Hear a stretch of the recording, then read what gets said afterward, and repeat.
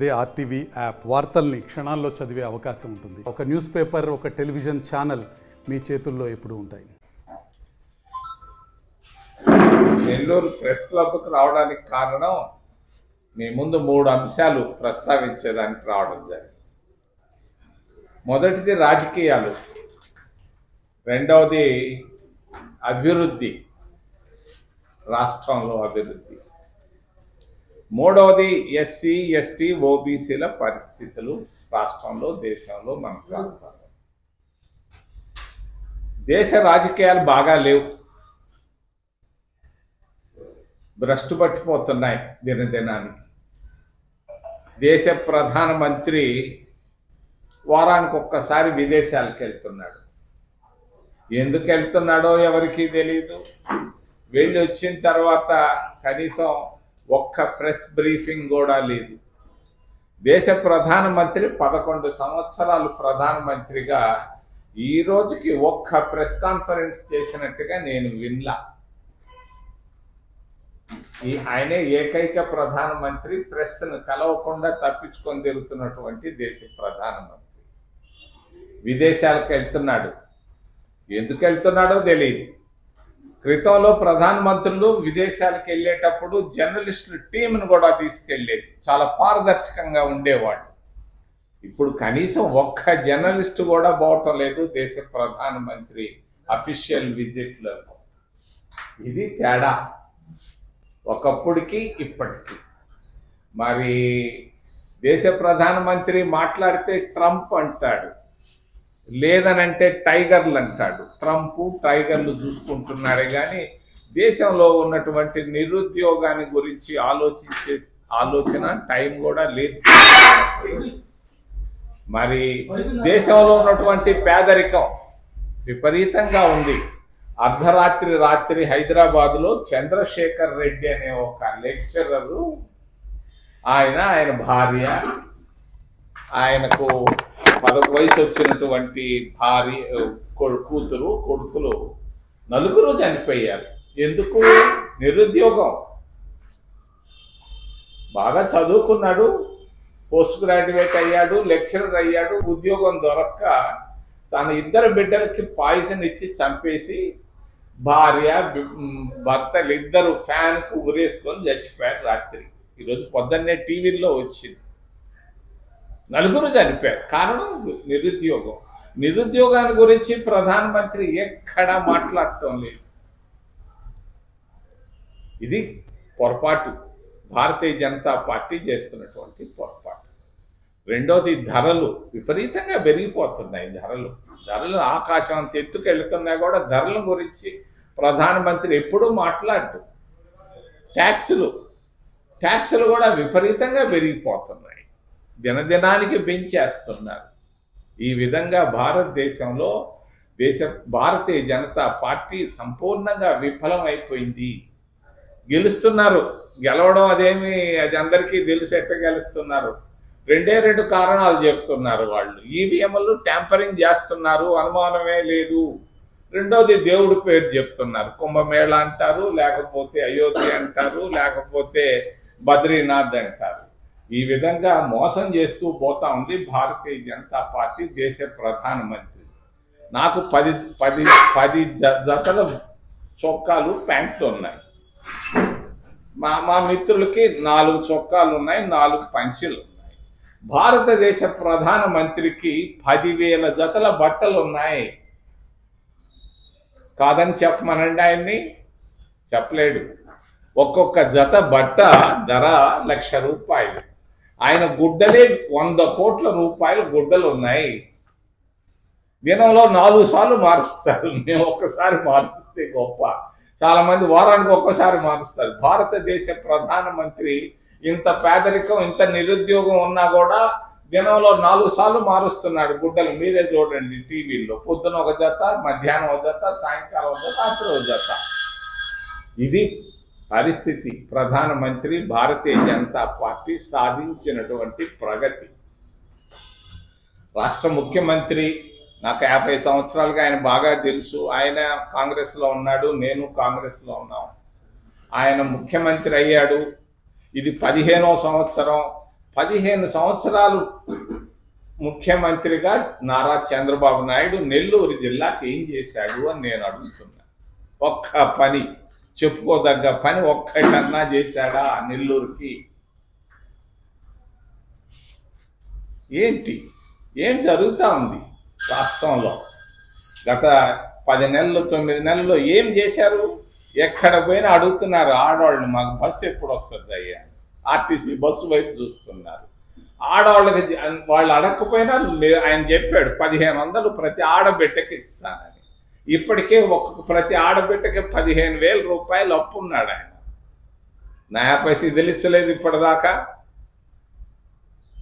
ప్రతి ఇంట్లో 3 2 ఉన్నారు ఆడవాళ్ళు, వాళ్ళకి ఏమి ఇచ్చారు? నయా పైసా ఇవ్వలేదు. వాళ్ళు ఎదురు చూస్తున్నారు ఇస్తాడేమోనని. రైతు బంధు అన్నాడు, ఏది? ఆ బంధు లేదు, బంధం లేదు. మరి ఈ పరిస్థితుల్లో రాష్ట్ర ప్రభుత్వం నడుస్తూ ఉంది. ఆయన వారానికి ఒక్కసారి ఢిల్లీకి పోతున్నాడు. ఆయన ఏం సాధించాడు? ఆ హట్కోలో 11,000 రూపాయల కోట్లు అప్పు తప్పించి ఏమీ లేదు. నేను నిన్న ఒక గవర్నమెంట్ ఆఫీస్కి వెళ్ళాను 1 గంట, అప్పుడు మిత్రుడు కూడా ఉన్నాడు. అది చెప్తున్నారు, నయా పైసా లేదయ్యా, బడ్జెట్ లేదు, 0, మాకు జీతాలు రావట్లేదని చెప్పాడు. ఈ విధంగా రాష్ట్ర ప్రభుత్వం, తెలుగుదేశం పార్టీ కూడా విఫలమైందని చెప్పక తప్పదు. అభివృద్ధి విషయంలో ఆయన మాట్లాడితే అభివృద్ధి అంటే పోలవరం అంటాడు. పోలవరంలో 30,000 కోట్ల రూపాయలు ఖర్చు పెడితే ఆ ఖర్చు ఎక్కడుంది? డబ్బు అక్కడ కనపడటం లేదు. పోలవరంలో ఎక్కడికి వెళ్ళింది 30,000 కోట్ల రూపాయలు? ఒక పెద్ద మనిషి 6,000 కోట్ల రూపాయలు సంపాదించాడని అందరూ అనుకుంటున్నారు. దానిపైన ఎంక్వైరీ చేయమంటే ఎంక్వైరీ చేయడు, దమ్ము లేదు, ధైర్యం లేదు. ఎందుకు? చంద్రబాబు నాయుడు పోలవరం పైన మరి కాళేశ్వరంలో వేశారు వాళ్ళు, జస్టిస్ పినాకని ఘోష్ని వేశారు, ఒక సుప్రీంకోర్టు రిటైర్డ్ జడ్జి. ఎందుకు వేయలేకపోతున్నారు ఆయన? ఏమి ఆయనకు కూడా ఏదన్నా దాంట్లో ఏదైనా చేపెట్టుంటే చెప్తే మేము అడగం, గట్టిగా అడగం. నేను కూడా చేపెట్టాను, నా చేతులు కూడా నలిగిపోయినాయనంటే మేమేం అడగం. కానీ ఆయన ఎందుకు పోలవరం ప్రాజెక్టు పైన ఒక జ్యుడిషియల్ ఎంక్వైరీ కానీ ఏసీబీ ఎంక్వైరీ కానీ ఆయన చేతిలో ఉంది, ఎందుకు వేయలేకపోతున్నారు? డబ్బు వాడు లేదు, ఖర్చు పెట్టింది ఆడ కనపడటం లేదు. ఇంకొక 30,000 కోట్లు కావాలంటాడు పూర్తి కావాలంటే. ఇది పోలవరం ప్రాజెక్టు పాలిటీషియన్లకు వరంగా మారింది అనే దాంట్లో అనుమానం లేదు. అమరావతిలో నేను వెళ్ళి చూస్తా ఉన్నాను, 60,000 కోట్ల రూపాయలు ఒక్క ఊళ్ళో ఖర్చు పెట్టాలనుకుంటున్నాను. 4 పంటలు పండేటువంటి సస్యశ్యామలమైనటువంటి డెల్టా ప్రాంతంలో 50,000 ఎకరాలు తీసుకున్నాడు. మరి వరల్డ్ బ్యాంక్ నుంచి 20,000 కోట్లు తెస్తున్నాడు, జర్మనీ నుంచి 5,000 కోట్లు తెస్తున్నాడు, హట్కో నుంచి 11,000 కోట్ల రూపాయలు తెచ్చారు. మరి ఎందుకయ్యా? చాలదు కదా, 10,000 రూపాయలు 10,000 కోట్లు ఖర్చు పెట్టుకో, మిగిలిన 50,000 కోట్ల రూపాయలు నెల్లూరు జిల్లాకు ఒక 5,000 కోట్లు బాగుపడుతుంది.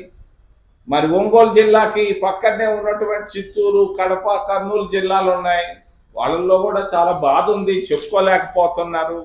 అభివృద్ధిని ఒక్క దగ్గర పెట్టకుండా అభివృద్ధిని వికేంద్రీకరణ చేస్తే బాగుంటుందని చంద్రబాబు నాయుడుకి మీ ద్వారా నేను తెలియజేస్తున్నాను. మరి జగన్మోహన్ రెడ్డి ప్రతిపక్ష నాయకుడు హోదా కావాలంటాడు. మరి 5 సంవత్సరాలు ముఖ్యమంత్రిగా ఆయన ఏమి సాధించాడు? నేను అడుగుతున్నా. వాళ్ళ నాయన ఇచ్చినటువంటి 6-7 వేల కోట్ల రూపాయలు ఆయన మా నాయన ద్వారా సంపాదించుకున్నాడు, అవినీతిలో కూరుకుపోయాడు. మరి అంతటితో ఆగిపోవచ్చు కదా? ఆయన పైన 11 సిబిఐ కేసులు ఉంటే ఆగిపోయి ఉండొచ్చు కదా? మళ్ళా అవినీతిలో కూరుకుపోయాడు. దీంట్లో నుంచి బయట రాలేక ప్రతిపక్ష హోదా కావాలంటాడు. ఈ పరిస్థితుల్లో ప్రతిపక్షంలో ఉన్నటువంటి వైసీపీ కానీ, మరి పాలక పక్షంలో ఉన్నటువంటి తెలుగుదేశం పార్టీ కానీ, మరి అక్కడ ఉన్నటువంటి భారతీయ జనతా పార్టీలు కూటమి ఇవన్నీ మొత్తం విఫలమైనాయని తెలియజేస్తూ జిల్లాలో ఎస్సీల పరిస్థితి అధ్వానంగా ఉంది. వాళ్ళకు రావాల్సినటువంటి స్కాలర్షిప్లు విద్యార్థులకు రావటం లేదు. సింహపురి యూనివర్సిటీలో కానీ, విఆర్ కాలేజీలో కానీ, జవహర్ భారతిలో కానీ ఎక్కడ రావటం లేదు. ఎస్సీ ఫైనాన్స్ కార్పొరేషన్ ఉండాలి. ఎస్సీ ఫైనాన్స్ కార్పొరేషన్ పూర్తిగా మూసేశారు. కాంగ్రెస్ పార్టీ తీసుకొచ్చినటువంటి ఎస్సీ ఫైనాన్స్ కార్పొరేషన్ని మరి ఎస్సీల స్థితిగతులు అధ్వానంగా ఉన్నాయి. 3 పూటల్లో ఒక్క పూట కూడా భోజనం చేయలేకపోతున్నారు ఎస్సీలు. మరి ఓబీసీల పరిస్థితి ఇంకా అధోగతిలో ఉంది. వాళ్ళు దినంలో 2 పూటలు కూడా భోజనం చేయలేనటువంటి పరిస్థితుల్లో ఓబీసీలు ఉన్నారు. ఆంధ్రప్రదేశ్ రాష్ట్రంలో ఎస్టీల పరిస్థితి చెప్పాల్సిన పని లేదు. చల్లాయానాదుల పరిస్థితి మరి నెల్లూరు జిల్లాలో ఆ వెన్నెలకంటి రాఘవయ్యతోనే వెళ్ళింది. వాళ్ళ వెల్ఫేర్ గురించి ఆలోచించే ప్రభుత్వాలు కానీ రాలేదు, రావు. ఈ పరిస్థితుల్లో ప్రజల్లో సానుభూతి తయారవుతోంది కాంగ్రెస్ పార్టీ పైన. కాంగ్రెస్ పార్టీని సపోర్ట్ చేయాలని కాంగ్రెస్ వైపు ఆలోచిస్తున్నారు ప్రజలు.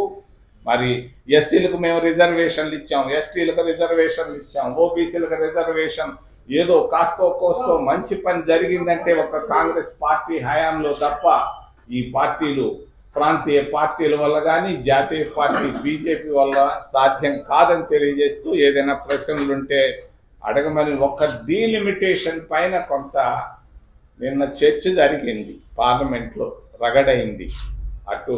అటు తమిళనాడు స్టాలిన్ సంబంధించిన పార్టీకి కానీ భారతీయ జనతా పార్టీకి. మరి తమిళుల ఆత్మగౌరవాన్ని దెబ్బతినే విధంగా ధర్మేంద్ర ప్రధాన్ అని ఒక ఒరిస్సా మంత్రి మాట్లాడడం అసహజంగా ఉంది.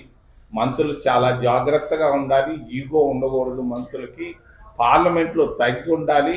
మరి భారతీయ జనతా పార్టీ మంత్రిని వాళ్ళ వైఖరిని నేను ఖండిస్తూ స్టాలిన్ ప్రభుత్వాన్ని నేను సమర్థిస్తూ ఏదైనా ప్రశ్నలు ఉంటే అడగమని మిమ్మల్ని చేతులెత్తి ప్రార్థిస్తాం. మోడీ సపోర్ట్ ఫుల్గా, అనుమానమే లేదు. 3000 సార్లు ఆయనకి పోకుండానే ఇచ్చేస్తున్నారు. అదే కేజ్రీవాల్కి ఇవ్వలేదు అని తీసుకుపోయి లోపల పెట్టారు. లల్లు ప్రసాద్ యాదవ్కి లేదు, మరి ఆయమ్మ జయలలితకు కూడా లేదు. ఈయనకు ఫుల్ సపోర్ట్ మోడీ నుంచి ఉంది. అది మెయింటైన్ చేస్తున్నాడు. చంద్రబాబును ఒక పక్క, జగన్మోహన్ రెడ్డిని ఇద్దరిని సైకిల్ దొక్కినట్టు దొక్కుతా ఉన్నాడు ఫెడరల్స్, 2 ఫెడరల్స్ పైన.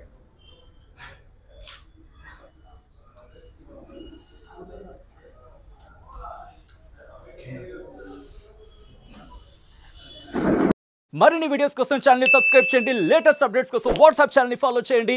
అండ్ లింక్ డిస్క్రిప్షన్ లో